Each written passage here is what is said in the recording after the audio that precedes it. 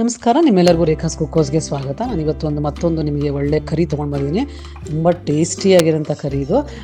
Full ಹೆಲ್ದಿಯಾಗಿ ಇರುತ್ತೆ, ಆಮೇಲೆ ಟೇಸ್ಟಿಯಾಗೂ ಇರುತ್ತೆ.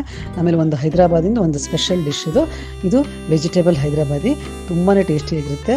ಆಮೇಲೆ ಎಲ್ಲ ಥರದ್ದು ನಾವು ಗ್ರೀನ್ ವೆಜಿಟೇಬಲ್ಸ್ನ ಉಪಯೋಗಿಸೋದ್ರಿಂದ ಆರೋಗ್ಯಕರವಾಗಿರುತ್ತೆ. ಆಮೇಲೆ ಟೇಸ್ಟ್ ಮಾತ್ರ ಚೆನ್ನಾಗಿರುತ್ತೆ. ಅದರಿಂದ ನೀವು ಸಜೆಸ್ಟ್ ಮಾಡ್ತೀನಿ, ಒಂದು ಸತಿ ಮಾತ್ರ ಖಂಡಿತ ಟ್ರೈ ಮಾಡಿ. ಇದಕ್ಕೆ ನಾನು ಬಟರ್ ತೊಗೊಂಡಿದ್ದೀನಿ, ಬೆಣ್ಣೆನ ಒಂದು ದೊಡ್ಡ ಸ್ಪೂನ್ ತೊಗೊಂಡಿದ್ದೀನಿ. ಇದಕ್ಕೆ ನಾನಿವಾಗ ನಾವು ಕೆಲವೊಂದು ವೆಜಿಟೇಬಲ್ಸ್ನ ಕಟ್ ಮಾಡಿ ಇಟ್ಕೊಂಡಿದ್ದೀನಿ.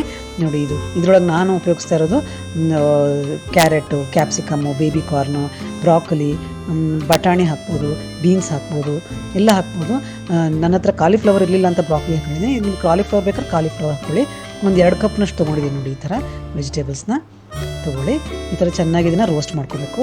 ನಿಮಗೆ ನಾನು ಕೆಲವೊಂದು ಡಿಶಸಲ್ಲಿ ಆಲ್ರೆಡಿ ತೋರಿಸಿದ್ದೀನಿ. ಈ ವೆಜಿಟೇಬಲ್ಸ್ನ ಜಾಸ್ತಿ ರೋಸ್ಟ್ ಮಾಡೋದು, ಮೆತ್ತಗೆ ಮಾಡ್ಕೊಂಡು ಬೇಯಿಸೋದೇನೂ ಇಲ್ಲ. ಸುಮ್ಮನೆ ಸ್ವಲ್ಪ ರೋಸ್ಟ್ ಮಾಡಿಕೊಂಡು ಒಂದು 5-6 ನಿಮಿಷ ರೋಸ್ಟ್ ಆದರೆ ಸ್ವಲ್ಪ ಅದ್ರ ಮೇಲೆ ಇದು ಬರುತ್ತೆ, ಕ್ರಂಚ್ ಬರುತ್ತೆ ಚೆನ್ನಾಗಿದ್ದಕ್ಕೆ. ಆಮೇಲೆ ಇದನ್ನು ಬೇಯಿಸೋದಿಲ್ಲ, ಚೆನ್ನಾಗಿ ಬೇಯಿಸಿದರೆ ಟೇಸ್ಟ್ ಕೆಟ್ಟೋಗ್ಬಿಡುತ್ತೆ.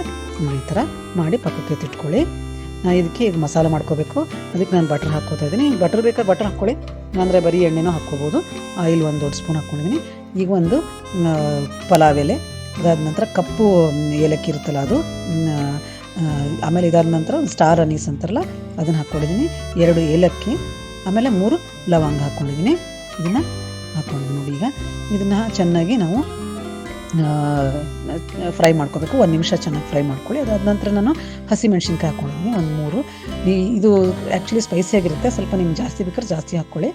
ಈಗ ಒಂದು ಈರುಳ್ಳಿನ ಸಣ್ಣದಾಗಿ ಹೆಚ್ಚಿಟ್ಕೊಂಡು ಹಾಕ್ಕೊತಾ ಇದ್ದೀನಿ. ಇದು ಹೆಂಗೂ ಪೇಸ್ಟ್ ಮಾಡ್ಕೋತೀವಿ, ಸೊ ನಿಮ್ಗೆ ಉದ್ದಕ್ಕೆ ಬೇಕಾದ್ರೆ ಹೆಚ್ಕೊಳ್ಳಿ ಅಥವಾ ಸಣ್ಣದಾದ್ರೂ ಪರವಾಗಿಲ್ಲ.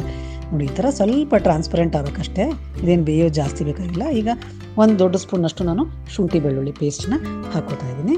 ಅದೆಲ್ಲ ಇದನ್ನು ಹಾಕ್ಕೊಂಡು ಚೆನ್ನಾಗಿ 1 ನಿಮಿಷ ಫ್ರೈ ಮಾಡ್ಕೊಳ್ಳೋಣಂತೆ. ಇದು ಟೇಸ್ಟಿ ಚೆನ್ನಾಗಿರುತ್ತೆ, ತುಂಬ ಚೆನ್ನಾಗಿರುತ್ತೆ, ಡಿಫ್ರೆಂಟಾಗಿರುತ್ತೆ. ಇದಕ್ಕೆ 1 ದೊಡ್ಡ ಸ್ಪೂನ್ ನಾನು ಧನಿಯಾ ಕಾಳು ಹಾಕ್ಕೊಂಡಿದ್ದೀನಿ. ಇದಾದ ನಂತರ 1 ದೊಡ್ಡ ಸ್ಪೂನು ನಾನು ಜೀರಿಗೆ ಹಾಕ್ಕೋತಾ ಇದ್ದೀನಿ.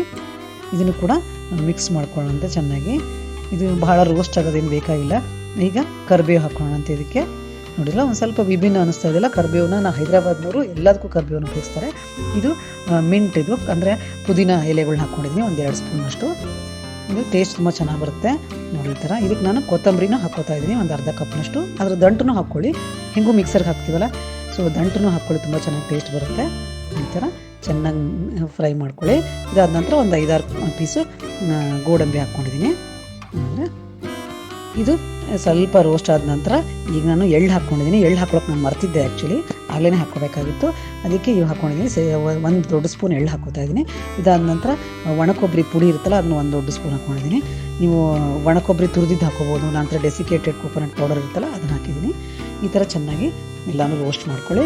ಈಗ ನಾನು ಹಾಕ್ತಿರೋದು ಪಾಲಕ್ ಹಾಕ್ತಿದ್ದೀನಿ. ಒಂದು ಅರ್ಧ ಬಂಚಿನಷ್ಟು, ನಮ್ಮಲ್ಲಿ ದೊಡ್ಡ ಬಂಚು ಸಿಗುತ್ತೆ, ಅದಕ್ಕೆ ಅರ್ಧ ಬಂಚು. ನೀವು ಸಣ್ಣ ಸಿಕ್ತಿದ್ರೆ ಒಂದು ಪೂರ್ತಿ ಬಂಚ್ ಹಾಕ್ಕೋಬೋದು. ನೋಡಿ, ಈ ಥರ ಇದನ್ನು ಹಾಕ್ಕೊಂಡ್ಬಿಟ್ಟು ಚೆನ್ನಾಗಿ ಇದನ್ನು ಫ್ರೈ ಮಾಡ್ಕೋಬೇಕು. ಇದು ಅಂದರೆ ನೀರಿನ ಅಂಶ ಎಲ್ಲ ಹೋಗ್ಬಿಡುತ್ತೆ ಇದ್ರದ್ದು.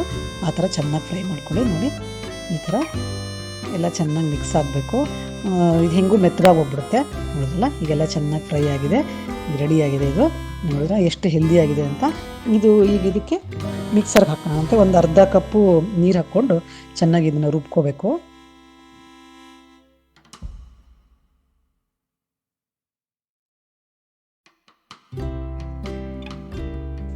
ಈಗ ನಾನು ಅದೇ ಬಾಣಲೆಯಲ್ಲಿ ನಾನು ಇವಾಗ ಎಣ್ಣೆ ಹಾಕ್ಬಿಟ್ಟು 1 ದೊಡ್ಡ ಸ್ಪೂನು, ಅದಕ್ಕೆ ನಾನು ಖಾರ ಪುಡಿ ಹಾಕ್ಕೊಂಡಿದ್ದೀನಿ 1 ಸ್ಪೂನ್ ಧನಿಯಾ ಪುಡಿ ಹಾಕ್ಕೊಂಡಿದ್ದೀನಿ. ಇದು ಖಾರ ಪುಡಿ ಈ ಥರ ಹಾಕ್ಕೊಂಡ್ರೆ ಕಲರ್ ಚೆನ್ನಾಗಿ ಬರುತ್ತೆ ಅಂತ. ಇದಾದ ನಂತರ ನಾನು ಇದಕ್ಕೆ ಟೊಮೊಟೊನ ಒಂದನ್ನು ಪ್ಯೂರಿ ಮಾಡಿ ಇಟ್ಕೊಂಡಿದ್ದೀನಿ, ಮಿಕ್ಸರ್ಗೆ ಹಾಕಿದ್ದೀನಿ ಅಷ್ಟೇ, ಕಟ್ ಮಾಡಿ ಮಿಕ್ಸರ್ಗೆ ಹಾಕಿರೋದು ಅಷ್ಟನ್ನು. ಈ ಥರ ನಾನು ಚೆನ್ನಾಗಿ ಮಾಡ್ಕೊಂಡಿದ್ದೀನಿ. ನೋಡಿದ್ರೆ ಎಣ್ಣೆ ಎಲ್ಲ ಬಿಟ್ಕೊಂಡಿದೆ. ಎಣ್ಣೆ ಬಿಟ್ಕೊಂಡ ತಕ್ಷಣ ನಾವು ಮಾಡ್ಕೊಂಡಿರೋ ಪೇಸ್ಟನ್ನ ಹಾಕ್ಕೊಳ್ಳೋಣಂತೆ. ಇದಕ್ಕೆ ಸ್ವಲ್ಪ ನೀರು ಹಾಕ್ಕೊಂಡು ನೀವು ಮಿಕ್ಸ್ ಮಾಡ್ಕೋಬೋದು, ಯಾಕಂದರೆ ನಿಮಗೆ ಕನ್ಸಿಸ್ಟೆನ್ಸಿ ನೋಡ್ಕೊಂಡು ಹಾಕ್ಕೊಳ್ಳಿ ಎಷ್ಟು ಬೇಕು ಅಂತ. ಸೊ ನಾನು ಈ ಥರ ಒಂದು ಅರ್ಧ ಕಪ್ ನೀರು ಹಾಕ್ಕೊಂಡು ಈ ಥರ ಮಾಡ್ಕೊಂಡಿದ್ದೀನಿ. ನೋಡಿದ್ರಲ್ಲ, ಇದನ್ನು ಇವಾಗ ನಾವು ರುಚಿಗೆ ಎಷ್ಟು ಬೇಕೋ ಅಷ್ಟು ಉಪ್ಪನ್ನ ಹಾಕ್ಕೊಳ್ಳೋಣಂತೆ. ಇದೊಂಥರ ಸ್ವಲ್ಪ ಪಾಲಕ್ ಪನ್ನೀರ್ಗಿಂತ ಒಂದು ವಿಭಿನ್ನವಾಗಿರುತ್ತೆ. ಇದಕ್ಕೊಂದೇ ಒಂದು ಸ್ವಲ್ಪ ಪಿಂಚಷ್ಟು ಶುಗರ್ ಹಾಕ್ತಾಯಿದ್ದೀನಿ, ಅಂದರೆ ಒಂದು 1/4 ಸ್ಪೂನಷ್ಟು ಶುಗರ್. ಯಾವುದೇ ಫ್ಲೇವರ್ನ ಆ್ಯಡ್ ಮಾಡಲ್ಲ ಇದಕ್ಕೆ, ಅಂದರೆ ಸ್ವೀಟ್ ಆಗುತ್ತೆ ಅಥವಾ ಏನೂ ಅಲ್ಲ. ಇದರಿಂದ ಒಂದು ಒಂಥರ ಟೇಸ್ಟ್ ಆ್ಯಡ್ ಆಗುತ್ತೆ ಇದಕ್ಕಷ್ಟೇ. ಇದು ನಾನು ಮನೇಲೇ ಕೆನೆನ ಸ್ವಲ್ಪ ಬೀಟ್ ಮಾಡ್ಕೊಂಡು ಹಾಕ್ಕೊಂಡಿದ್ದೀನಿ. ನೀವು ಬೇಕಿದ್ರೆ ಹಾಕ್ಕೊಳ್ಳಿ, ಇಲ್ಲಾಂದರೆ ಇದನ್ನು ಬಿಡ್ಬೋದು ನೀವು, ಬೇಡ ಅಂದರೆ. ನೋಡಿ ಈ ಥರ ಮಿಕ್ಸ್ ಮಾಡಿಕೊಂಡೆ ಚೆನ್ನಾಗಿ. ಇವಾಗ ಕುದೀತಾ ಇದೆ ಇದು.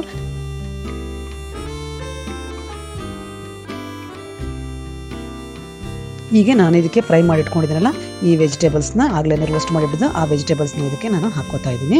ಇದನ್ನು ಎಲ್ಲ ಚೆನ್ನಾಗಿ ಮಿಕ್ಸ್ ಮಾಡ್ಕೊಳ್ಳೋಣಂತೆ. ಇದೇನು ಚೆನ್ನಾಗಿ ಬೇಯಿಸ್ಕೊಳ್ಳೋದೇನು ಬೇಕಾಗಿಲ್ಲ ಜಾಸ್ತಿ. 1 ಸ್ಪೂನು ನಾನು ಪನ್ನೀರ್ ತುರಿದಿದ್ದು ಹಾಕ್ಕೋತಾ ಇದ್ದೀನಿ, ಟೇಸ್ಟ್ ಚೆನ್ನಾಗಿ ಬರುತ್ತೆ ಅಂತ. ಇನ್ನೊಂದು ಸ್ಪೂನ್ ಪಕ್ಕಕ್ಕೆ ಎತ್ತಿಟ್ಕೊಂಡಿದ್ದೀನಿ, ಆಮೇಲೆ ಮೇಲೆ ಹಾಕ್ಬೋದು ಅಂತ. ಈ ಥರ ಚೆನ್ನಾಗಿ ಮಿಕ್ಸ್ ಮಾಡ್ಕೊಳ್ಳಿ. ನಾನು ಇದನ್ನು ಹೋಟೆಲಲ್ಲಿ ಭಾಳಷ್ಟು ಸಲ ತಿಂದಿದ್ದೀನಿ, ತುಂಬ ಟೇಸ್ಟಿಯಾಗಿರುತ್ತೆ. ನೀವು ಒಂದ್ಸಲಿ ಟ್ರೈ ಮಾಡಿ ನೋಡಿ. ಇದಕ್ಕೆ ಕಸೂರಿ ಮೇಥಿ ಹಾಕಬೇಕು, ತುಂಬ ರುಚಿ ಬರುತ್ತೆ ಇದಕ್ಕೆ ಹಾಕೋದ್ರಿಂದ. ನೋಡಿ ಎಲ್ಲ ಸೊಪ್ಪುಗಳು ಆ್ಯಡ್ ಮಾಡ್ದಂಗಾಯ್ತು, ಮೆಂತ್ಯ ಸೊಪ್ಪು ಹಾಕ್ದಂಗಾಯ್ತು, ಕಸೂರಿ ಮೇಥಿ ಹಾಕಿದ್ರಿಂದ, ಪಾಲಕ್ ಇದೆ, ಪುದೀನ ಇದೆ, ತುಂಬ ಹೆಲ್ದಿಯಾಗಿರೋಂಥ ಒಂದು ಡಿಶ್ಶು. ಆಮೇಲೆ ವೆಜಿಟೇಬಲ್ಸ್ ಎಲ್ಲ ಇದೆ. ಮುಚ್ಚಿಬಿಟ್ಟು ಒಂದು 10 ನಿಮಿಷ ಸಣ್ಣ ಉರಿಯಲ್ಲಿ ಬೇಯಿಸಿದ್ದೀನಿ. ನೋಡಿದಲ್ಲ ಈ ಥರ ಎಲ್ಲ ಎಣ್ಣೆಲ್ಲ ಬಿಟ್ಕೊಂಡಿದೆ. ನೋಡಿ ಎಷ್ಟು ಚೆನ್ನಾಗಿದೆ, ತುಂಬ ಟೇಸ್ಟಿಯಾಗಿರುತ್ತೆ. ಚಪಾತಿ ಜೊತೆಗೆ, ಪೂರಿ, ನಾನ್ ಯಾವ್ದ್ರ ಜೊತೆಗಾರು ಮಾಡ್ಕೊಬೋದು.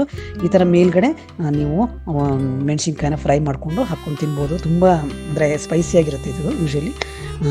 ನೋಡಿದ್ರಲ್ಲ, ಈ ಥರ ಮಾಡ್ಕೊಂಡು ನೋಡಿ. Thank you very much. ನನ್ನ ಚಾನಲ್ನ ವಾಚ್ ಮಾಡಿದ್ದಕ್ಕೆ ಧನ್ಯವಾದಗಳು.